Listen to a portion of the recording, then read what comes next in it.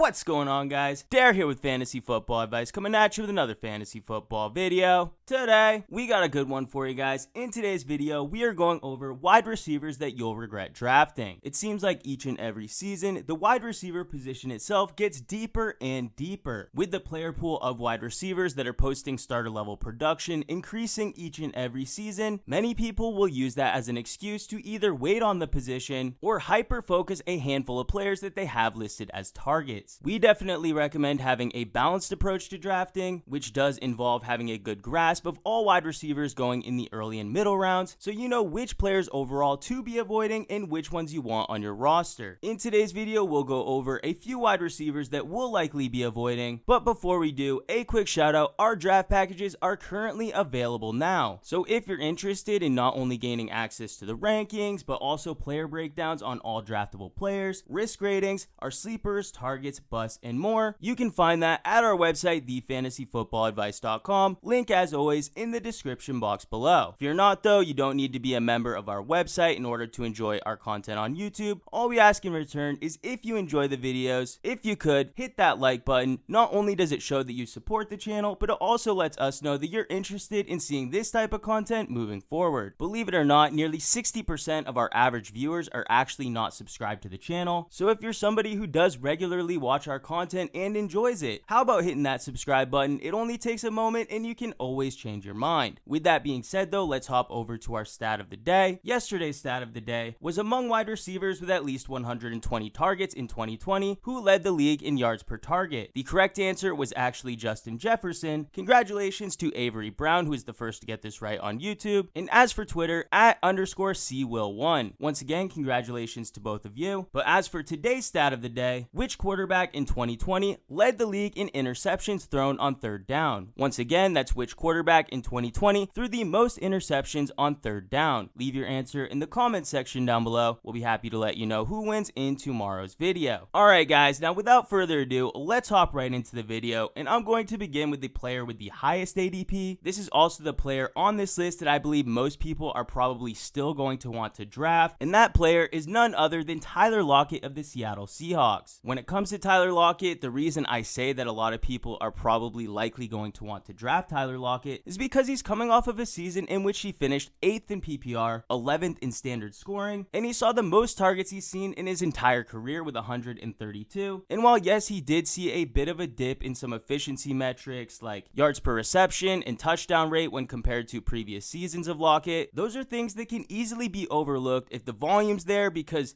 typically when you're getting more volume, the fantasy points just follow suit. In this case, for Lockett, the fantasy points definitely did. This was his best fantasy season as a pro. Like I said, finishing inside the top 10 in PPR leagues. This is also his third consecutive season playing in a full 16 games. For a smaller receiver like Tyler Lockett, that's pretty impressive. And for him to post these numbers alongside DK Metcalf, I could see why a lot of people, when looking at Tyler Lockett, may actually see him as an undervalued player. Currently, Tyler Lockett's coming off the board as the wide receiver 24, so even if he were to lose some of that 2020 target market share to DK Metcalf, or maybe his touchdown efficiency were to drop, you still couldn't be all that disappointed because it seems like some of that risk is already baked into his ADP. While yes, all of those things are true and Tyler Lockett did produce like a wide receiver 1 in the 2020 season, the reason I believe he's going to disappoint a lot of people that draft him is because the way in which he was able to get his fantasy points was extremely sporadic. Calling him boom bust really doesn't do it any justice. You can look at nearly any statistical category for him and see that he got the majority of his production in just a mere few games. Last season, the Seattle Seahawks faced Dallas in week 3, a game in which Tyler Lockett had 13 targets, had 9 receptions for 100 receiving yards. Not all that outlierish for Tyler Lockett, but he was able to catch 3 receiving touchdowns in that game. 3 receiving touchdowns, as we know, 30% of his total touchdowns on the entire season. Then fast forward 4 weeks later to Arizona in week 7. This was his monster performance in which he scored 53 PPR fantasy points. This was on the back of a whopping 20 targets, 15 receptions, 200 receiving yards, and yes, another 3 receiving touchdowns. His third biggest game of the season actually came in week 17 when most people don't even play fantasy football, so these stats most likely didn't accumulate to anybody's fantasy roster. But in week 17, he posted 33 fantasy points on the back of another high target game game, 14 targets in this one, 12 receptions, 90 yards, and 2 touchdowns. So guys, just take a look at these 3 games from Tyler Lockett in 2020. Remember, one of them being in week 17, didn't even count to whoever owned him in fantasy towards the fantasy playoffs. In those 3 games, Tyler Lockett had 8 of his 10 touchdowns, 36 of his total 100 receptions, and nearly 400 receiving yards. Taking a look at what Tyler Lockett was able to do in nearly every other game outside of these 3, Tyler Lockett was virtually unstartable. We're talking about a player who compiled in the remaining 13 games 64 receptions, under 700 receiving yards, and a mere 2 touchdowns across the remaining 13 games. In fact, the only time Tyler Lockett was able to eclipse triple digits when it came to receiving yards in a single game was in week 3 against Dallas, in week 7 against Arizona. No other time for the remainder of this season was he able to eclipse 100 receiving yards. In no other game that season did he even receive double-digit targets. In fact, excluding those games I had just mentioned, no game after week 2 was he even able to eclipse 12 PPR fantasy points in a single game. And you don't need me to tell you, 12 points in a PPR league is something you guys can find off the waiver wire. Now, unfortunately, when it comes to Tyler Lockett, the name value and his past production will virtually force your hand into starting him in situations where you likely shouldn't. I can tell you from experience from owning Tyler Lockett last season, and it was a headache to own him. Whenever I would start him, he wouldn't produce. By the time I actually felt confident enough to put him on my bench, that's when he would pop off. And the trade value for a player like that after posting dud after dud, it's really not high whatsoever. So if you draft him, you're likely stuck with him.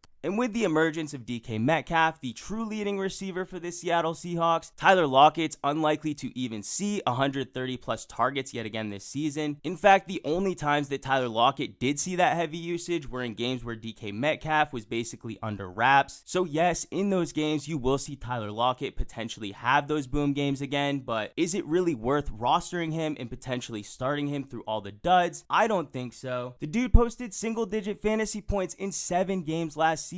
47% of his total fantasy production came in a mere 3 games. In the way this offense is trending, DK Metcalf is the player trending upwards. Yes, Russell Wilson is a great quarterback and can support multiple fantasy relevant wide receivers, but is it going to be worth dealing with the bust games to potentially get that one boom game to make up for all of those bust games? And at that point, are you going to be smart enough to trade him away? Or has he done the exact bare minimum to crack your starting lineup, likely resulting in you regretting it the following week? For those reasons, Tyler Lockett, a player I feel a lot of people will regret drafting. But let's move on to the next player. The next player we have is T.Y. Hilton of the Indianapolis Colts. When it comes to T.Y. Hilton, I know a lot of people are shooting for the upside that he potentially brings to the table. T.Y. Hilton, of course, famous for being a wide receiver 1, a deep threat, and considering he hasn't had a ton of volume throughout his career, and for that I could see how some could make an argument that he still has some tread left on his tires. Hilton is coming off of a season where he did play in 15 games. In those 15 games, he received 93 targets, converting that into 56 receptions for 762 receiving yards, reaching pay dirt on 5 different occasions. Now, if you ask me, last season was very telling for T.Y. Hilton and where he's at in his career. He is entering his 10th NFL season, and while 31 years old isn't the oldest for the wide receiver position, we've seen wide receivers perform very well into their early 30s, even creeping into the mid 30s. But last season, we saw T.Y. Hilton on full display. Remember, he appeared in 15 of 16 possible games last season, and from what we saw on the field, he really just doesn't have that much left to give. Anybody who followed the Indianapolis Colts last season definitely knew how desperate they were to have a wide receiver step up. There were many wide receivers who did show flashes across the entire season, but many of which just simply couldn't stay healthy. For the majority of the season, the Indianapolis Colts moved forward with a combination of Zach Pascal, Michael Pittman, the rookie, and T.Y. Hilton as a veteran presence. And although the team did have mediocre play at quarterback, they had Phillip Rivers, the first-year starter for the Indianapolis Colts. T.Y. Hilton was given more than enough opportunity to separate himself from the other receivers on this team. Remember, with Phillip Rivers being a new quarterback to this new offense, each receiver would be on somewhat of an even playing field when it came to building a connection, building chemistry with the quarterback. And despite T.Y. Hilton having competition like Michael Pittman, a rookie, and Zach Pascal, an unproven veteran receiver, Hilton, the veteran Pro Bowler, was still unable to separate himself from a talent standpoint. This was a far cry away from the T.Y. Hilton we had grown accustomed to in previous seasons, the type of T.Y. Hilton where even a new quarterback, albeit an aging one, could have came in and T.Y. Hilton would have been a solid deep threat. We saw in previous seasons with Jacoby Brissett, T.Y. Hilton was able to perform with him. So regardless of how good or bad Phillip Rivers played, a lot of the lack of production definitely falls on the back of T.Y. Hilton. T.Y. Hilton was actually so bad for fantasy last season that 9 of his 15 games last year in PPR leagues, he posted single-digit fantasy points. Unlike Tyler Lockett, who more than made up for that in upside in the other remaining games, T.Y. Hilton really didn't bring much upside either. He did have a small stretch where he caught 4 touchdowns within a 3-week span, but that just goes to show you exactly how bad he was for the remaining games. Those 4 touchdowns in that 3-week span were 4 of his 5 that he received for the entire season. We do still have to be thankful though that he did appear in so many games, so we did get a good sample to see how he looked on the field. Unfortunately for him though, it just didn't look all that good. On a positive note though, the team definitely did notice that T.Y. Hilton missed a step. We saw throughout the season the team did move away from T.Y. Hilton in favor of Michael Pittman. Michael Pittman, a rookie that definitely shows a lot more promise, a big-bodied receiver. He may not have the speed of T.Y. Hilton, but because he's able to play in that big-bodied possession type role, this is going to allow T.Y. Hilton to do what he does best at this point in his career, use his speed. It will alleviate some of the pressure off of Hilton, so he's not going to be required to do as much as he was in those earlier seasons of his career. Now, if this was a high-volume passing offense, then I definitely could see how a role player like T.Y. Hilton could potentially have some fantasy value, but that would be on the back of Carson Wentz returning to somewhat of his 2018 form, which is far from a guarantee. The most likely scenario is that they don't ask Carson Wentz to do too much, especially not in year 1 to this new offense. We cannot forget the Indianapolis Colts. They're a very well-run organization. They have an extremely strong defense and a great running back that they can rely on. Simply put, this isn't going to be a team that's going to have a lot of garbage time production. This also won't be a team playing from 3 scores behind, often in the 3rd and 4th quarter. So in order for T.Y. Hilton to have a successful fantasy season and a successful fantasy week, it A, has to be a good passing matchup. B, it would also have to be a competitive game, allowing for solid passing volume in all 4 quarters. And C, it would also have to be on the back of Carson Wentz and T.Y. Hilton connecting on some of those deep balls. No, Carson Wentz is not a stranger to having a solid deep ball, but we haven't seen it in quite a while. The other receivers in this offense are going to be much better suited playing the type of role needed for Carson Wentz to move the ball downfield. And while he will take shots from time to time, he may not see consistent enough volume for you to ever feel confident starting him over some of your other options. Alright guys, we're moving into the 3rd and final player. That's right, Michael Gallup of the Dallas Cowboys. Now don't get me wrong, when it comes to the Dallas Cowboys offense, I'm extremely high on them. I'm actually one of the few people that's very high on Zeke. I'm very high on Amari Cooper, and give me all the shares of CeeDee Lamb I possibly can. So it may come as a bit of a surprise to many people that I do have Michael Gallup as a player that I'm likely going to be avoiding. Last season, Michael Gallup received 105 targets, converted that into 59 receptions for 843 receiving yards to go along with 5 receiving touchdowns. That was good enough to finish inside the top 40, and for most people, he was able to be started as a flex type receiver. And considering the fact that Dak Prescott was injured after just 5 weeks of the NFL season, and this team had to deal with a mess at quarterback, including Andy Dalton, who was likely the best option they had. So for Gallup to put up any sort of starter level production is pretty respectable, especially considering the amount of mouths to feed in this offense. Now overall, the reason I'm not high on Gallup doesn't have to do with his individual talent. I certainly believe that if CeeDee Lamb were not on the roster, or Amari Cooper were not on the roster, or if this team didn't also have Blake Jarwin and Dalton Schultz as receiving tight ends, then yes, I think Michael Gallup would definitely be a receiver high up on my board. Unfortunately though, there lies the issue. There are simply just too many weapons in this passing offense for all of them to succeed. And when it comes to pecking order, when it comes to the receivers that are most in line for targets, Amari Cooper, yes, he's atop the board. A close second behind him is CeeDee Lamb, a player who could potentially be a threat to overtake him this season or possibly next. But heading into this season for 2021, their roles in this offense are solidified. The financial and draft investment made into both of those two receivers is much too high for the Dallas Cowboys to simply ignore them, albeit if they weren't talented enough to produce when targeted and Michael Gallup was an upgrade over either of them, then I could understand why they would opt to target Michael Gallup over those two players. But the fact of the matter is, Amari Cooper, CeeDee Lamb, they are a clear step ahead in talent than Michael Gallup, meaning when it comes to pecking order and when it comes to target distribution, Amari Cooper and CeeDee Lamb are going to be playing more of a 1A, 1B, leaving the other receivers in this offense, the two tight ends I had just mentioned, along with Michael Gallup and any running backs doing any receiving work. Those players will all be competing to be 3rd, 4th, and 5th in the pecking order, making it much more difficult to predict the production week over week for a player like Michael Gallup. Don't get me wrong though, he is still tied to a very strong offense, and if there were ever an injury to a player like Amari Cooper or CeeDee Lamb, Michael Gallup immediately would get an uptick in production, one of the few situations that would work similarly to a running back handcuff at the wide receiver position. Regardless, we're not drafting a wide receiver in the later rounds hoping for an injury to give us that top 20 potential upside we're looking for in late round targets. No, we want all players that we draft in those later rounds to have that top 20 type of upside, and with CeeDee Lamb and Amari Cooper already primed to be borderline top 12 at their position, it's really difficult to imagine a player like Michael Gallup also squeaks into the top 20 barring injury. Regardless though, I do still see him as very viable in a best ball format. He's a receiver tied to a very strong offense. It's not going to be uncommon for Michael Gallup to walk his way into a multi-TD performance or a double-digit target week. The only problem is trying to predict these games is going to be very difficult. For that, he's definitely not a player that I'm going to try to draft. If an injury were to happen to one of those Dallas receivers though, I would definitely try and trade for him. He's also a player that I would like to have in best ball so I don't have to try and guess which week he's going to have his good game, because don't get me wrong, those weeks are bound to come, and yes, he probably will finish inside the top 40 when all is said and done, even if the other receivers stay healthy, but the way in which he will get his points across the season is going to be too difficult to predict. It will most likely lead to you having headaches, making incorrect start-sit decisions, and at the end of the day, those are the types of players I always regret drafting. But guys, that's going to do it for this video. We really hoped you enjoyed. If you did, how about hitting that like button? If you're new to the channel, please hit that subscribe button. We thank you all for watching, and we'll catch you on the next one.